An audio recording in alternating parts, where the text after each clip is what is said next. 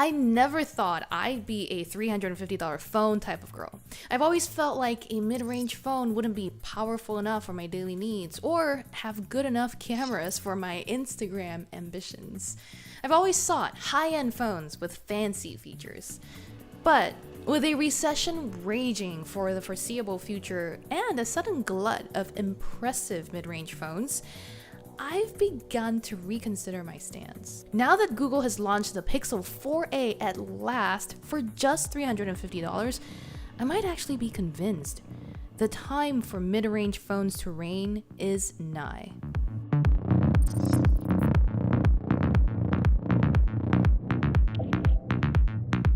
When I picked up the Pixel 4a, my first thought was, wait, does this thing have a case on? The soft touch coating on the back felt foreign since I'm used to phones with glossier finishes. It's not unpleasant though, nor does it feel cheap. In fact, the Pixel 4a still feels as sturdy and well made as the Pixel 4. And at 5.04 ounces, it's significantly lighter than the pricier phone, which weighs 5.71 ounces. And I've come to appreciate that lighter weight a lot more as I've been spending more time on my couch reading on my phone. The Pixel has always been a phone that felt a lot nicer than it looked. It's not the most stylish. The Pixel 4a's design is even more basic than ever though. It comes in just black, and that's it. There's no other sizes available either. Keeping to one size and color was part of Google's strategy to reduce production costs. Other mid-range phones like the Galaxy A51, the iPhone SE, and even the OnePlus Nord, which isn't available in the US, also come in just one size after all. The only design flourish you'll get on the Pixel 4a is the light blue power button on the right side. I'm not mad about it. I'm all in favor of trimming the fat for a lower price. Plus, I'm glad Google was able to keep the fingerprint sensor and the headphone jack on the Pixel 4a. Face unlock never worked reliably for me on the Pixel 4, and now that wearing masks is a part of daily life, fingerprint authentication is far more convenient. A headphone jack continues to be important for people who have yet to switch to wireless earbuds, especially if they're on a budget. The camera module on the Pixel 4a's rear is smaller than the 4's, and I like that the power button and volume rockers feel a bit clickier. I have a bad habit of leaving my phone on the arm of my couch, and all too often I accidentally nudge the device, causing it to crash to the floor. Thankfully, the Pixel 4a has managed to survive 2 such falls without a scratch. Whew. Compare that to the OnePlus Nord, which has eye-catching colors and a glossy finish, sure, but is already showing scratches after a week. And that's without being dropped. Turning the Pixel 4a on for the first time was a surprise. I wasn't expecting to see the 5.8-inch screen take up nearly the whole front of the phone. This is Google's first time using a display with a hole-punch camera, and it makes the 4a the most modern-looking phone in the company's lineup. Yet, Google is also playing catch-up.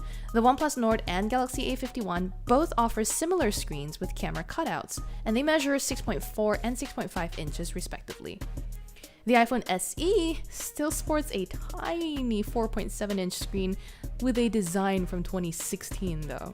Aside from the shape, the Pixel 4a's Full HD Plus OLED panel is almost the same as the Pixel 4's. Both support HDR and are bright enough to see in sunlight.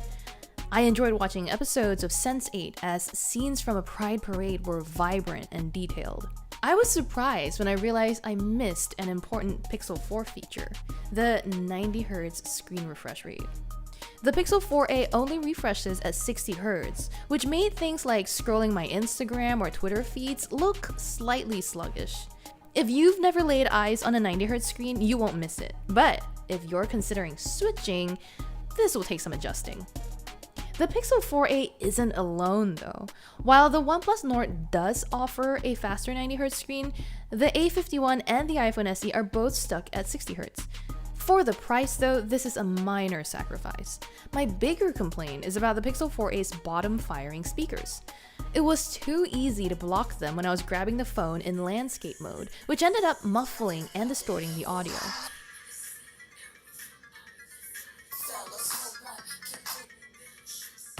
When they weren't covered, the speakers delivered satisfyingly clear music. Lauv and Julia Michaels' There's No Way sounded crisp, although could have been louder and bassier. One major thing that tends to suffer when companies try to cut prices is the camera. Yet, Google bucked that trend with the 3A's fantastic camera, and the Pixel 4a is no different. Throughout my testing, I played a game with my colleague Chris Velasco. Which phone took this photo, the 4a or the 4? He was only right about 50% of the time. It's not a huge surprise considering they both have the same sensor and use similar processing software. But when you consider that the Pixel 4 costs $799, though it frequently goes on sale for $450, it's impressive that the $350 Pixel 4a can match it, even if the 4 is a year-old flagship. I shot flowers, buildings, nightscapes, city skylines, and drool-worthy homemade dumplings, and every snap came out crisp and colorful. The pictures the 4a captured of a beautiful purple gold sunset were almost indistinguishable from those I took on the Pixel 4. In some situations, like with the dumplings, the Pixel 4a produced a slightly green tint, but it wasn't obvious until I lined the photos up side by side. The fact that the Pixel 4a only has a single rear camera puts it at a disadvantage. Both the OnePlus Nord and the Galaxy A51 have quad sensor arrays, although the iPhone SE also sports just the one camera. Google still delivers superior image quality thanks to its clever software, but I do miss the flexibility of switching to a wide-angle lens for more arresting landscapes. The 4a has the same selfie camera situation as the 4 and, as expected, took portraits of similar quality. I miss the secondary wide-angle lens that the Pixel 3 offered, but the solo sensor on the 4a isn't bad. Put it this way, with a wider angle, I could get shots of my head-to-toe look, while the 4a can only get head to knees. It's not the biggest deal, given we're not all clamoring to squeeze into group selfies these days, but if self-portraits are a priority, you might prefer the Nord, which has dual front cameras. One of my favorite things about the Pixel 3a was how well it performed despite using a less powerful processor. Google cooked up some software magic to make Android fly despite the slower CPU, and it's done the same with the Pixel 4a. The phone packs a Snapdragon 730G instead of the Pixel 4's Snapdragon 855, but both have 6 gigs of RAM and feel similarly speedy. I jumped from using Amazon's AR tool to see how various bookshelves would look in my apartment, to having video meetings, to chatting with my friends while watching YouTube videos in picture-in-picture mode, and playing too much The Sims Mobile with no delay. The phone rarely even hesitated. Google's software tends to make up for its basic hardware, and as usual, the company has some helpful tools that make the Pixel experience better than any other Android phone. Most of these have already been announced, like its personal safety and car crash detection feature, Google Docs integration for the Recorder app, as well as adaptive battery management. With the Pixel 4a though, Google is bringing its live caption feature to calls. Previously, live caption offered on-screen subtitles for all audio playing on your Pixel. But calls were a trickier domain. These captions can be screenshotted, and that's akin to having your conversation recorded, which brings up issues of consent. To work around that, live caption for calls will alert your contact that you're using the feature when you turn it on. I tested it on several apps, and each time, Google's generic robotic-sounding voice told the person on the other end, "Hi, the person you're about to speak with has call captions turned on. They'll see captions of what you say to help them listen along." I'd estimate that live caption was about 95% accurate at transcribing what was said, with occasional flubs like, "Does that me be a telegram thing?" instead of "Was that maybe a telegram thing?" I firmly believe that live caption needs to be on every phone. Not only is it an important accessibility feature for people who are hard of hearing or deaf, but it could even be useful in a noisy cafe or a subway station, if we ever venture outside again. For now though, features like live caption, call screening, recorder, and personal safety set the Pixel 4a apart from the competition.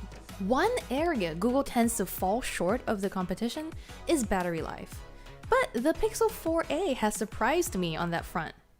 Despite packing a relatively small 3140 mAh cell, The Pixel 4a lasted 12 hours and 26 minutes on our video rundown test.